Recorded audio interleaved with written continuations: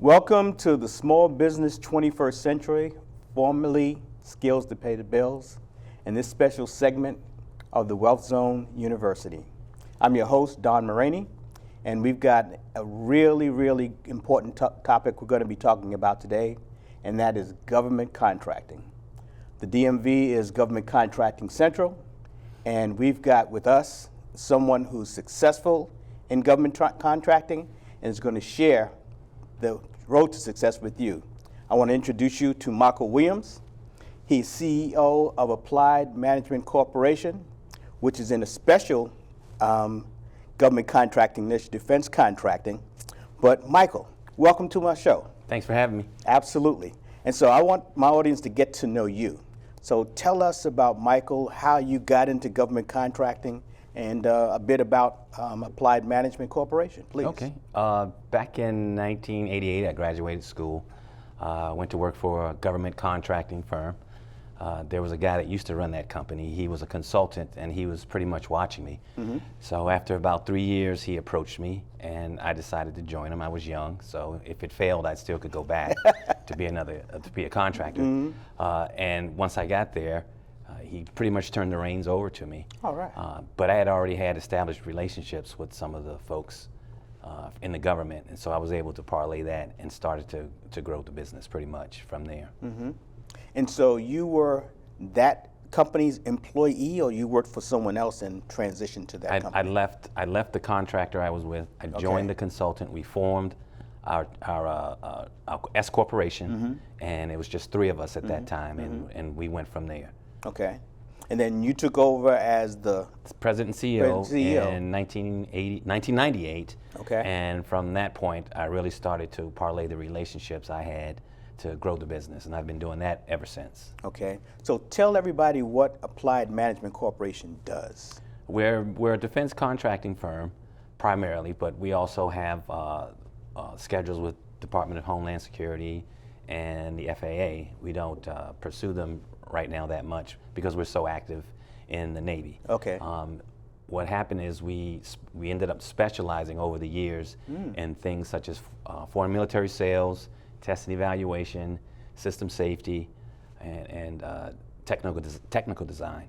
We also do basic professional support services that all of the government contractors do, but that doesn't really set you aside. So you want to get into something that makes you really unique, and those are the things that made us unique, and is what's allowing us to grow so rapidly. Okay, and so the submarines that we see, the aircraft that we see, Mike's company is involved in all of those things, right? Surface warfare? Yep, Absolutely. We're on surface ships, cruisers and destroyers, we're on carriers, and we work with submarine systems as well, mainly anti-submarine warfare.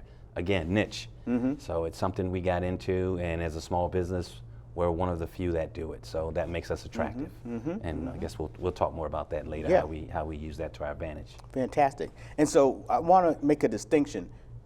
In what you do is defense contracting, but that's a niche. So the main part of government contracting is what? That is contracting, providing services for any government agency through all the departments. Okay, non-defense contract. Correct. You can do interior, you can do Homeland Security, you can do energy. All of those agencies have contracts. Okay. And they have contract vehicles, some through GSA, some through their own private multiple award schedules called MAX, or government-wide awards contract called GWACs. They call them different things. But they all have vehicles that you can use to win work. Okay, but Applied Management Corporation works with the military, the Army, the Navy.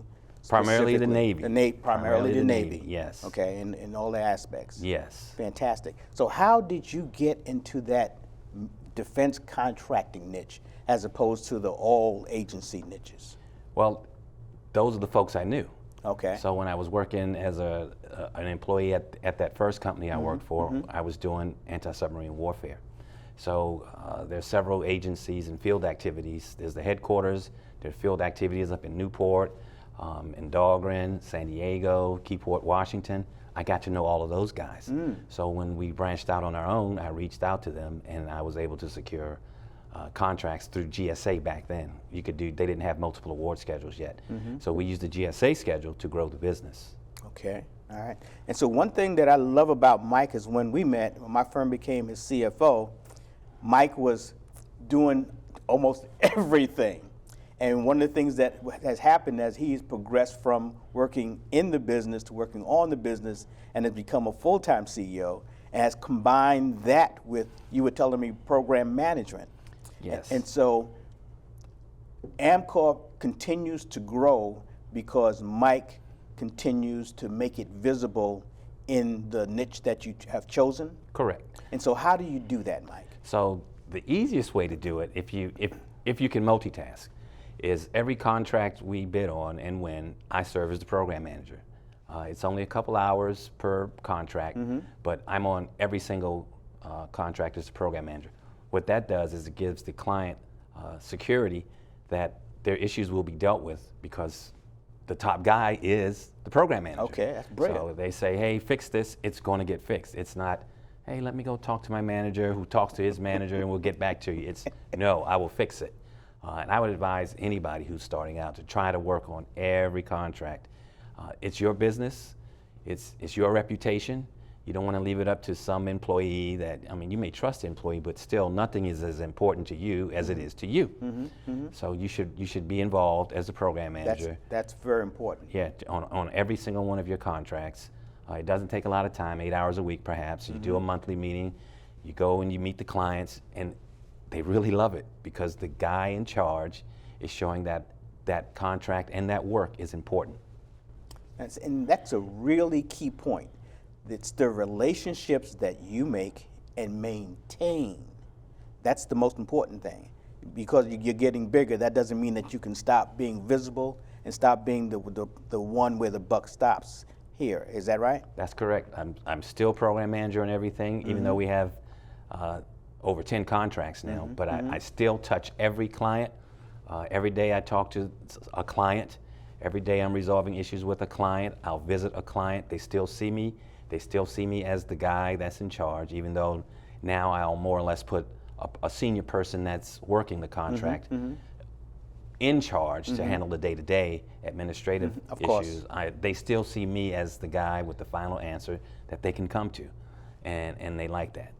And so how large is your staff? When you first came on with us, I think we were 18. That was like a couple years ago. Now we're at 45, and I have like 4 or 5 more coming. Wow. Yes. Wow, that's fantastic growth. And what states does Applied Management Corporation provide services in?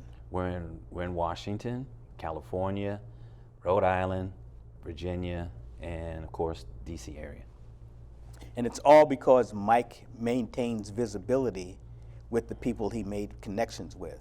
And so you said initially you were with an employer and then you got to know folks. Yes. What does that mean? So those folks, they were in the government. They were like GS 11s, maybe 13s, and they were engineers or project leads. You know, they were mid-level folks, and I was just a regular engineer back then supporting them, and I gave them superior support. So as they moved up and became GS 14s and 15s, they remembered us, and so they say, "Hey, Mike, we got this work. You know, we'd like for you to go after it." But back in those days, there was still the GSA schedule, so they could just give me the work. You know, it wasn't that competitive. Okay. Then they changed. You know, they changed the game recently. But it was through the GSA schedule. I grew the business originally on the backs of those relationships, and a lot of those guys, when they were engineers or project managers, I would save them. You know, they would have issues, and I would solve those issues for them. Okay. And so they said, "Hey, we really like this guy. We like what he does. We want more of it," and that's how I grew it.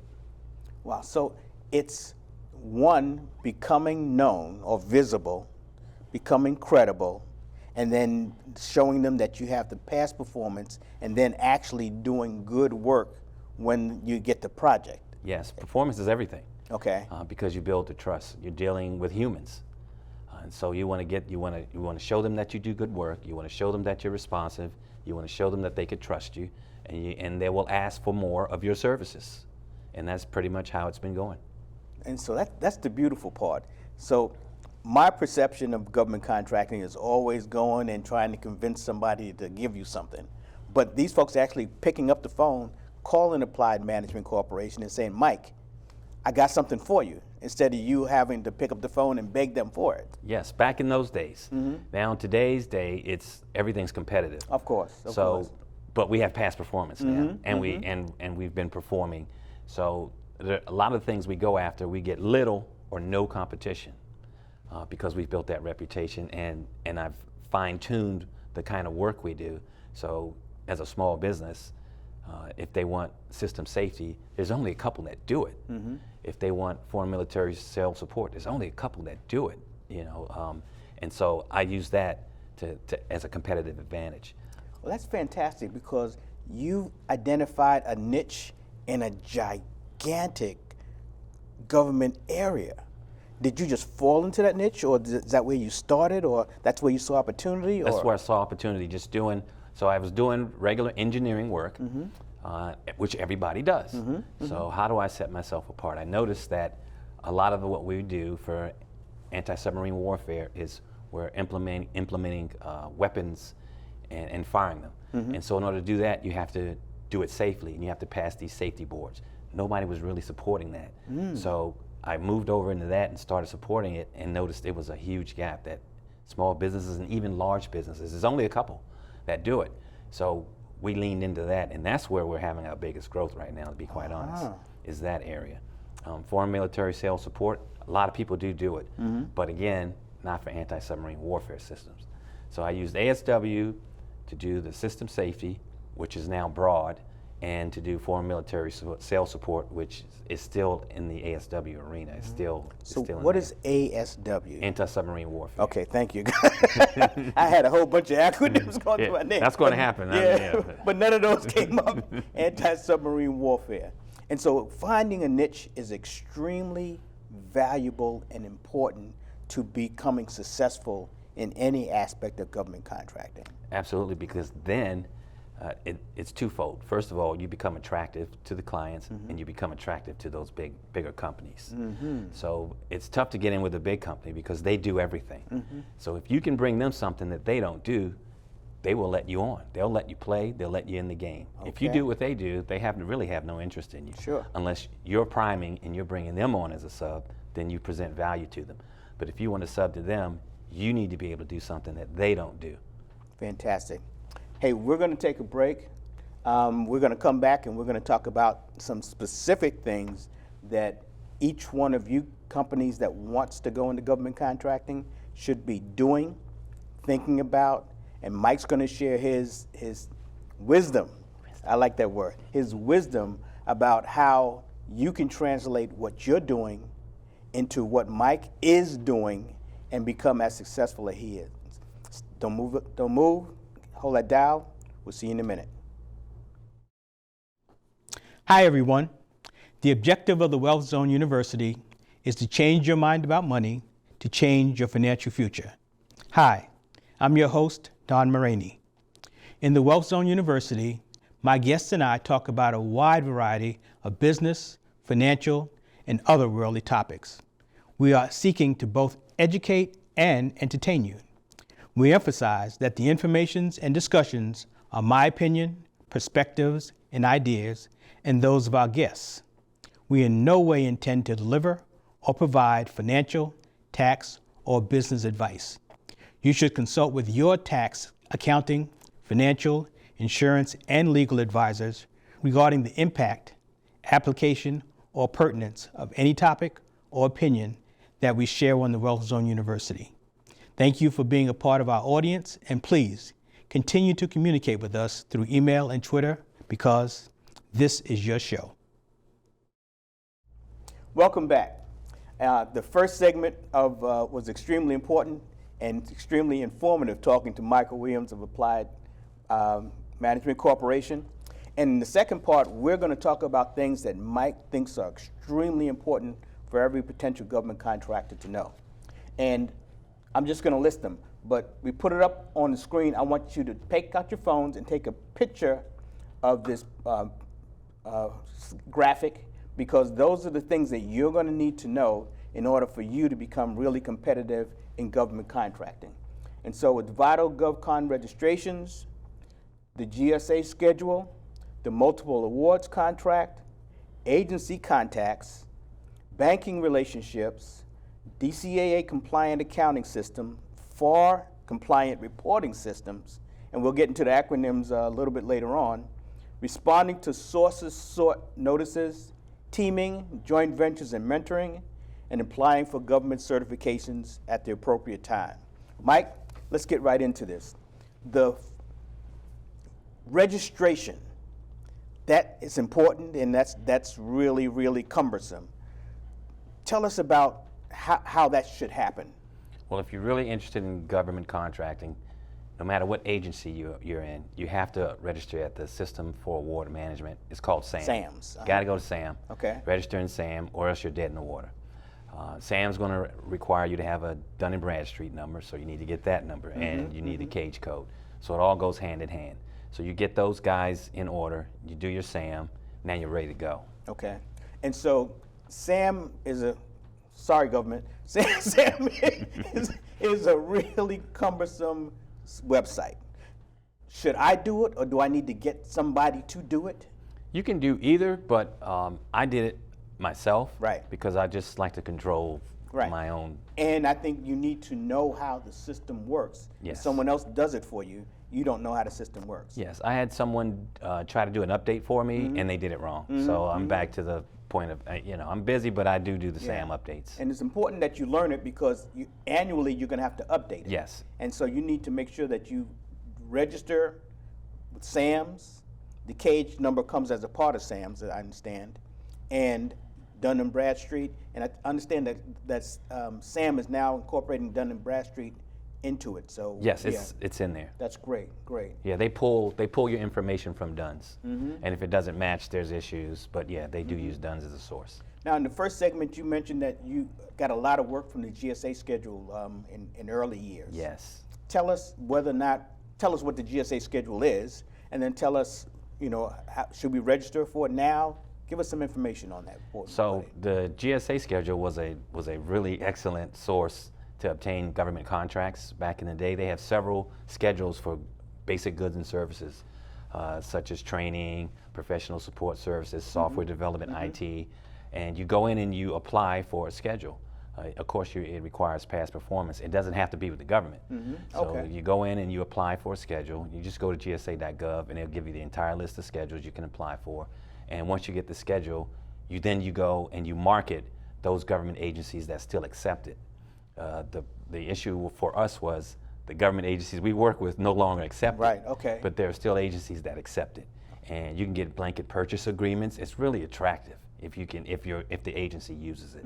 So you can get a lot of work, limited competition, and if you're really skilled at getting to know people and selling your company, you can do well with the GSA schedule. So it's worth looking into it. So let's stop right there, and we'll get to the rest of the list. You mentioned that the GSA schedule, you said past performance, that it didn't have to be government past performance, and you also said you got to get to know the people yourself. So let's deal with the first one. What is past performance? It's doing the work, for example, in the GSA schedule, if it's IT, that you have past performance doing IT work. So you've done IT work successfully. Successfully. They will ask for references. Okay. And it doesn't have to be IT work for the government. You could have done IT work on the commercial market as long as it's a successful project. Correct. So you can use the non-government work success as past performance. Yes. But you got to have past performance. Yes. That's good. And so then you also said that you got to be known and visible to the agencies. Yes. So how do you do that? The easiest way is to go and see, they call them OSD booths. Yeah, OSD Office of booth. Small and Disadvantaged Business Business Utilization. utilization, Yes. So everyone has one of those. Some of them just call them OSBOs, Office of Small Business Office, something like that. Yeah. So you go and see those guys, introduce yourself to them, you let them know your capabilities, and then they will share with you some opportunities that may be coming up, or perhaps some larger businesses you should talk to think about teaming with on future efforts, because that larger partner is looking for someone that's small that does what you do. But that part is vital, that you establish a relationship. Yes. So it's and this is a question, is it me getting to know the Osdebo, the Osdebo getting to know me, or should it be both? Well, it's more successful if you become a pest to the Aussie, right? It's better if you do that. Yes. Okay. There's a lot of them, so you need to pick your agencies, pick well, look at what you do well, find the agency that needs that service, and really go after that Aussie, especially if you have a GSA schedule, and they use the GSA schedule. Okay. So just go into the Osdebo and say, hey, I'm Don Mulroney, my company is the Wealth Zone University, I need some business, I'm a wonderful person, isn't going to do it. No. I've got to be in contact with that Osdebo continually. Yes. And do I convince them that they need to work with me, or what do I do in those subsequent contacts with them? Well, again, they're going to tell you what they have coming. Okay. And in some cases, like just this week, an Osdebo contacted us that we had a relationship with and said, hey, we have this RFP coming, this request for proposal that's going to come out. I know your company can do this work. You should look at it and do it. All right. So once you start to make that relationship, they will look out for you in that way, and they will let you know that something's coming out that you could use that otherwise you may not have known, and others will not know. And that's the key thing that separates a successful government contracting company from the many that go into government contracting and never become successful. Building those relationships that Mike has been talking about for the two segments. But the part that he brought in is that the relationship has, the word he used was pest.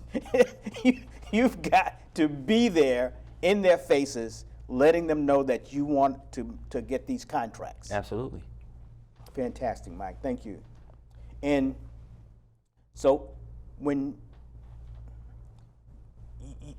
you're talking to the Osdebo, are you telling them that I just want to make a lot of money, or I'm the Osdebo? What do you say to me? So when I come to you, I'm going to introduce us to you. If I've had past performance in what your agency does, I'll share that with you. And for instance, IT is always the easiest. Say, hey, we've done great IT work for these particular organizations and these particular government agencies, which is even better. And here's what we specialize in. I noticed you guys do this as well. Are you going to be having some openings, some requests for proposals coming out for this particular type of work? Is there a large business that's not doing well with their small business subcontracting in these arenas? And we can contact them. Just let us know. And when things are coming out, if you could just let us know, and I'm going to check in with you every month. Okay, good. So you take the onus for the relationship, yes, but you give them a reason to further the relationship on their side. Yes. So there's one important thing that I want to talk about next: joint venturing, subcontracting, prime contracting. Because Applied Management Corporation is both a prime contractor and a subcontractor, which is very, very rare, but very, very important. Tell us the importance of getting to know other companies and working with those other companies. Right. So when you start off in government contracting, the easiest path is as a subcontractor. Again, you need to have something that the prime contractor needs. It has to be unique. It has to be something they do not have, and you can get in and you start to do work and you get past performance as a subcontractor. Once you do that, you start to market the small business office to set some work aside, preferably in the contract you're subbing on, as a small business set aside, and then you prime it. Now you're priming, and you can also you can flip the relationship with some of your larger primes and make them subs. But it's best to be a prime because you get paid quicker. and you control your destiny a little better. Because when you're a subcontractor, if there are cuts, you're probably going to get cut. The prime's not going to cut themselves. They're going to cut you. Okay. And that's where access to capital comes in. Yes. Having a good relationship with a banking institution or banker. Yes. Again, as a prime, you get paid quicker, but as a small business like us, we have 10 large contracts. Only 2 are prime, 8 are subs. When you're a prime, you get paid within a week of submitting invoices. When you're a sub, it could take as long as 45 days, right? Maybe longer. So if you pay every 15 days, in 45 days, those are 3 pay periods. You have no money. Wow. So you need to make sure you work with a good financial team, like I did with you. And, Thank you, bro. and you get the lines of credit that you need and provide the appropriate accounts receivables to the business banker. And of course, you help folks find good business bankers. And then you get your line of credit and you can continue operations. Otherwise, you will go broke. Okay. So being visible, being aggressive, having access to capital before you start this whole process becomes extremely important. Identifying a niche is extremely important. What other few things do you think are points you want to get across to people about being a successful government contractor?